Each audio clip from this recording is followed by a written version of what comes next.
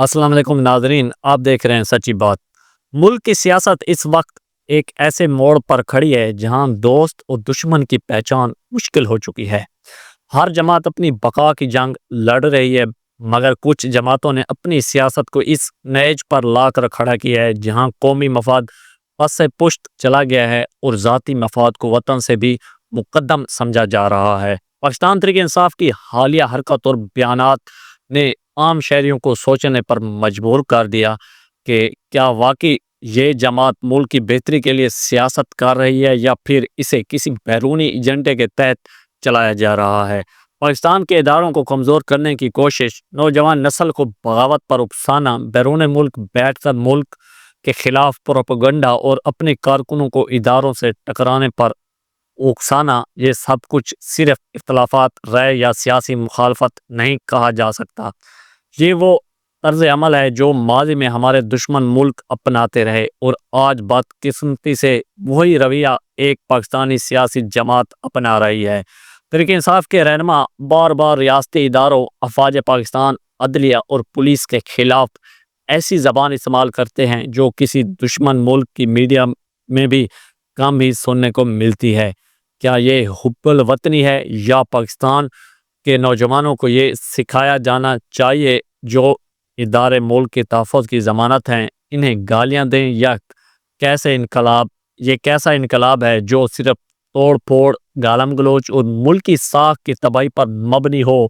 گزشتہ چند سالوں میں تحریک انصاف کی قیادت نے دنیا کے سامنے پاکستان کا منفی چہرہ دکھانے کی ہر ممکن کوشش کی ہے۔ کبھی انسانی حقوق بہانا، کبھی اظہار رائے کی آزادی کا نعرہ اور کبھی سیاسی انتقام کا ڈھونگ، ان سب کے ذریعے پاکستان کو عالمی سطح پر بدنام کیا گیا۔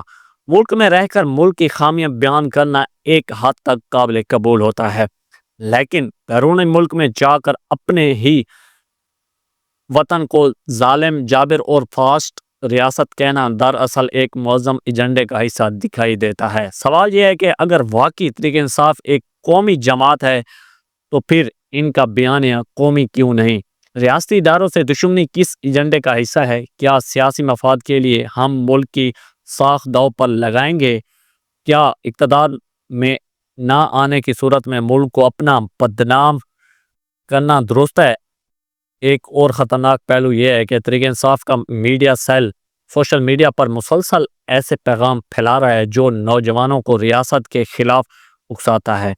ان پیغامات میں افواج پاکستان کو نشانہ بنایا جاتا ہے، عدالت کو برا بلا کہا جاتا ہے اور یہاں تک کہ پاکستان کے وجود پر سوال اٹھائے جاتے ہیں۔ یہ سب کچھ آزادی رائے کے نام پر ہو رہا ہے، مگر در حقیقت یہ آزادی نہیں بلکہ بدنیتی ہے۔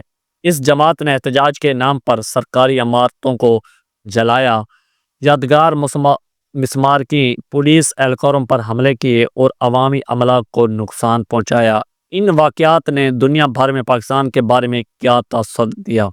کیا یہ سب کسی دشمن ملک کے کرندے کر رہے تھے یا وہ افراد جنہوں نے پاکستان کا پرچم ہاتھ میں اٹھا رکھا تھا مگر دل میں نفرت کا زہر بھرا ہوا تھا؟ تحریک انصاف اگر واقعی پاکستان کی خیر خواہ ہے تو اسے اپنی پالیسیوں پر نظر ثانی کرنی چاہیے۔ سیاسی اختلافات، احتجاج، تنقید یہ سب جمہوریت کا حصہ ہے، مگر دشمنی، نفرت اور ادارہ جاتی جنگ کسی بھی طور پر سیاسی عمل نہیں۔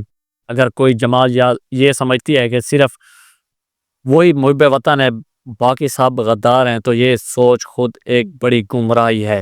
پاکستان کے حالات پہلے ہی نازک ہے، مہنگائی، بے روزگاری، دہشت گردی اور عالمی دباؤ، ان سب سے ملک دوچار ہے۔ ایسے میں ایک بڑی جماعت کا ریاستی اداروں سے مسلسل محاذہ آرائی کرنا ملک کے لیے زہریلا قاتل بن چکا ہے۔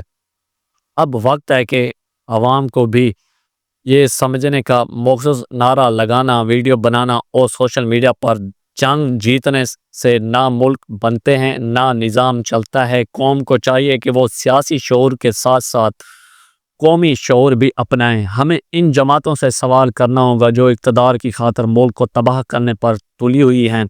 یہ وقت جذباتی نعروں کا نہیں بلکہ حقیقی نعروں کو بلکہ حقیقت کو پہچاننے کا ہے۔ ملک رہے گا تو سیاست بھی ہوگی، اگر ملک ہی نہ رہا تو ہمارے جلسے، تمہاری تقریریں اور تمہارے سوشل میڈیا ٹرینڈز بھی کسی کام کے نہیں ہوں گے۔